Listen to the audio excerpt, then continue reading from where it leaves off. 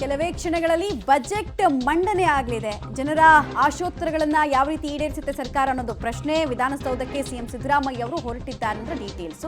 ಇಲ್ಲಿ ಕ್ಯಾಬಿನೆಟ್ನಲ್ಲಿ ಅನುಮೋದನೆಯನ್ನು ಪಡಿತಾರೆ. ಸಿದ್ದರಾಮಯ್ಯ ಬಜೆಟ್ ಮೇಲೆ ರಾಜ್ಯದ ಜನರ ನಿರೀಕ್ಷೆ ಏನು ಅನ್ನೋದಕ್ಕೆ ಸಂಬಂಧಪಟ್ಟಂತೆ ಬೆಂಗಳೂರಿನ ಜನ ಏನು ಹೇಳ್ತಾರೆ ಅನ್ನೋದನ್ನ ನೀವು ಗಮನಿಸ್ತಾ ಇದ್ರಿ, ರೈಟ್? ಇನ್ನು ಹುಬ್ಬಳ್ಳಿಯಲ್ಲಿ ಜನರ ನಿರೀಕ್ಷೆಗಳೇನು ಅನ್ನೋದ್ರ ಬಗ್ಗೆ ಡೀಟೇಲ್ಸ್ ಕೊಡ್ತಾರೆ ಸುನಿಲ್. ಹುಬ್ಬಳ್ಳಿಯಲ್ಲಂತೂ ಮಹಾನಗರ ಪಾಲಿಕೆ ಅವಳಿ ಆದಮೇಲೆ ಸಾಕಷ್ಟು ನಿರೀಕ್ಷೆ ಇದೆ. ಸ್ಪೆಷಲ್ ಅನುದಾನಗಳು ಬರ್ಬೋದಾ, ಗ್ರಾಂಟ್ ಸಿಗ್ಬೋದಾ, ಆಮೇಲೆ ಆ ಬ್ಯಾರೇಜ್ಗಳನ್ನು ನಿರ್ಮಾಣ ಮಾಡೋದ್ರಲ್ಲಿ ಬೆಣ್ಣೆಹಳ್ಳ ಬ್ಯಾರೇಜಿಗೆ ಸಂಬಂಧಪಟ್ಟಂತೆ ಏನಾದರೂ ಕೊಡ್ಬೋದಾ ಅನ್ನೋ ನಿರೀಕ್ಷೆ. ಉಳಿದಂತೆ ಏನೇ ನಿರೀಕ್ಷೆ ಇದೆ, ಜನ ಏನು ಹೇಳ್ತಾರೆ ಆ ಭಾಗದಲ್ಲಿ? ಮಮತಾ, ನಿಜಕ್ಕೂ ಕೂಡ ಬೆಂಗಳೂರಿನ ಹೊರತುಪಡಿಸಿ ಎರಡನೆಯ ಒಂದು ಅತಿ ದೊಡ್ಡ ಮಹಾನಗರ ಪಾಲಿಕೆ. ಇಲ್ಲಿ ಸಾಕಷ್ಟು ಅಭಿವೃದ್ಧಿಗಳು ಆಗಬೇಕಾಗಿರುವಂಥದ್ದು. ಇದಕ್ಕೆ ಸಿ ಎಂ ಸಿದ್ದರಾಮಯ್ಯ ಅವರು ಕಾಲಕಲ್ಪ ನೀಡ್ತಾರಾ ಅನ್ನೋದು ಒಂದು ದೃಶ್ಯ ತೋರಿಸ್ತೇನೆ. ಒಂದು ಇಲ್ಲಿ ನೋಡ್ಬೋದು ದೃಶ್ಯಾವಳಿಗಳಲ್ಲಿ ಅರ್ಧಂಬರ್ಧ ನಿಂತಿರುವಂತಹ ಒಂದು ಫ್ಲೈಓವರ್ ಕಾಮಗಾರಿ ಇನ್ನೂ ಕೂಡ ಮುಗಿಯುವ ಹಂತಕ್ಕೆ ಬಂದಿಲ್ಲ. ಇದು ಒಂದು ಹುಬ್ಬಳ್ಳಿಯ ಜನರ ಒಂದು ಕಿರಿಕಿರಿಗೆ ಕಾರಣವಾಗಿರುವಂಥದ್ದು. ಮತ್ತೊಂದು ಕಡೆ ಇಲ್ಲೊಂದು ಹೊಸ ಬಸ್ ನಿಲ್ದಾಣದ ನವೀಕರಣ ಆಗಿದೆ. ಈ ಒಂದು ನವೀಕರಣ ಎಷ್ಟರ ಮಟ್ಟಿಗೆ ಆಗಿದೆ ಅನ್ನೋದು ಕೂಡ ಗೊತ್ತಿಲ್ಲ. ಸೊ ಇದರ ಹೊರತಾಗಿಯೂ ಕೂಡ ಜನರ ಒಂದಿಷ್ಟು ನಿರೀಕ್ಷೆಗಳಿದ್ದಾರೆ. ನಾವಿಲ್ಲಿ ನೋಡ್ಬೋದು, ಇಲ್ಲಿ ಎಲ್ಲ ರೀತಿಯ ವಯೋಮಾನದವರಿದ್ದಾರೆ, ಆಟೋ ಚಾಲಕರಿದ್ದಾರೆ, ಸ್ಥಳೀಯ ಯುವಕರಿದ್ದಾರೆ ಮತ್ತು ವಿವಿಧ ಪಕ್ಷದ ಮುಖಂಡರು ಸಹ ಇದ್ದಾರೆ. ಅವ್ರನ್ನ ಮಾತಾಡಿಸ್ತಾ ಹೋಗ್ತೀನಿ. ಸರ್, ಈ ಬಾರಿ ಸಿದ್ದರಾಮಯ್ಯ ಅವರು ದಾಖಲೆ ಬಜೆಟ್ ಮಂಡನೆ ಮಾಡ್ತಾ ಇದ್ದಾರೆ ಉತ್ತರ ಕರ್ನಾಟಕದಲ್ಲಿ. ಅದರಲ್ಲೂ ಕೂಡ ಹುಬ್ಬಳ್ಳಿ ಜನರ ನಿರೀಕ್ಷೆ ಏನು, ನಿಮ್ಮ ಒಂದು ನಿರೀಕ್ಷೆ ಬಜೆಟ್ನಲ್ಲಿ? ಇಡೀ ರಾಜ್ಯದಾದ್ಯಂತ ನಡೀತಾ ಇರುವಂಥ ಬಜೆಟ್ನಲ್ಲಿ ಮಾನ್ಯ ಮುಖ್ಯಮಂತ್ರಿಗಳು ಸುಮಾರು ಹಿಂದೂ ಕೂಡ ಭರವಸೆಗಳನ್ನು ಕೊಡ್ತಾ ಬಂದಿದ್ದಾರೆ. ಈ ಒಂದು ದಾಖಲೆ ಮೀರುವಂಥ ಬಜೆಟನ್ನು ಏನು ಮಾಡ್ತಾ ಇದ್ದೀರಿ? ಹುಬ್ಬಳ್ಳಿ ಧಾರವಾಡ ಅವಳಿ ನಗರದಲ್ಲಿ ಫ್ಲೈಓವರ್ ಕಾಮಗಾರಿ ಶುರುವಾಗಿ 4 ವರ್ಷಗಳಾದರೂ ಕೂಡ ಯಾವುದೇ ರೀತಿ ಕಾಮಗಾರಿ ಆಗಿಲ್ಲ. ಇಡೀ ಹುಬ್ಬಳ್ಳಿ ಧಾರವಾಡ ಅವಳಿ ನಗರದಲ್ಲಿ ರಸ್ತೆಗಳು ಹದಗೆಟ್ಟಿದ್ದಾವೆ.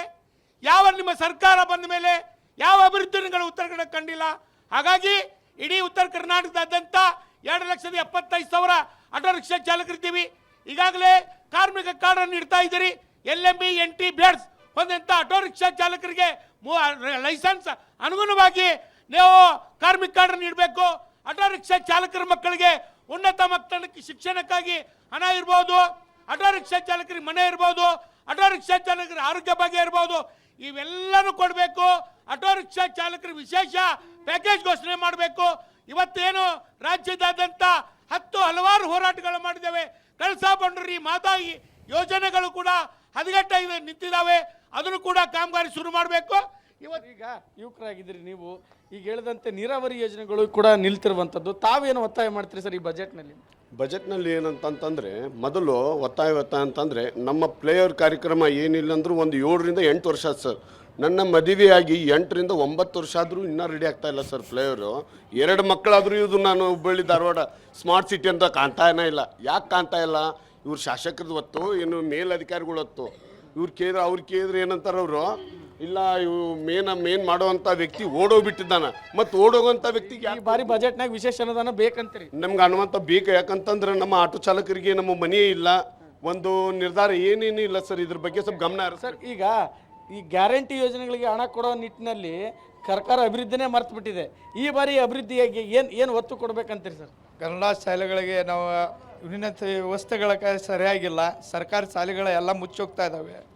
ಅವಕ್ಕೆ ನಮ್ಮ ಆಟೋ ಚಾಲಕರ ಮಕ್ಕಳೆಲ್ಲ ಕನ್ನಡ ಮೀಡಿಯಮ್ದಲ್ಲಿ ಶಾಲೆ ಕಲಿತಾ ಇದ್ದಾರೆ. ಅವ್ರಿಗೆ ಯಾವುದೂ ಇನ್ನೂ ಮಟ್ಟ ಯೋಜನೆಗಳು ಇನ್ನೂ ದೊರಕಿಲ್ಲ. ಈಗ ಇವರು ಬರೋ 5 ಗ್ಯಾರಂಟಿಗಳು ಮಾಡಿದ್ದಾರೆ, ಅದ್ರ ಕಡೆನೇ ಮಾಡ್ತಾ ಇದ್ದಾರೆ. ಆದಂಥ ಇವ್ರ ಸ್ಕಾಲರ್ಶಿಪ್ ಆಗಲಿ, ಇವ್ರ ಮಕ್ಕಳಿಗೆ ಬಟ್ಟೆಗಳಾಗಲಿ, ಪುಸ್ತಕಗಳಾಗಲಿ ವ್ಯವಸ್ಥೆಗಳು ಇನ್ನೂ ಮಟ್ಟ ಇಲ್ಲ.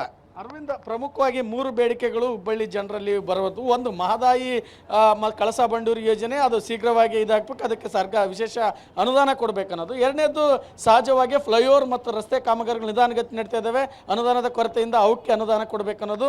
ಅದರ ಜೊತೆಗೆ ಇಲ್ಲಿನ ಒಂದು ಕನ್ನಡ ಶಾಲೆಗಳಿಗೆ ಒತ್ತು ನೀಡಬೇಕು, ಒಂದು ಅಳಿವಿನ ಅಂಚಿನಲ್ಲಿರುವ ಕನ್ನಡ ಶಾಲೆಗೆ ಕಾಯಕಲ್ಪ ನೀಡಬೇಕನ್ನೋದು ಪ್ರಮುಖವಾದ ಬೇಡಿಕೆ. ರೈಟ್ ಸುನಿಲ್, ಥ್ಯಾಂಕ್ ಯು ತಮ್ಮೆಲ್ಲ ಮಾಹಿತಿಗೆ. ಜನ ಆಯಾ ಭಾಗದಲ್ಲಿ ಅವರವ್ರ ನಿರೀಕ್ಷೆಗಳನ್ನ ಇಟ್ಕೊಂಡಿರ್ತಾರೆ ಸಹಜವಾಗಿ.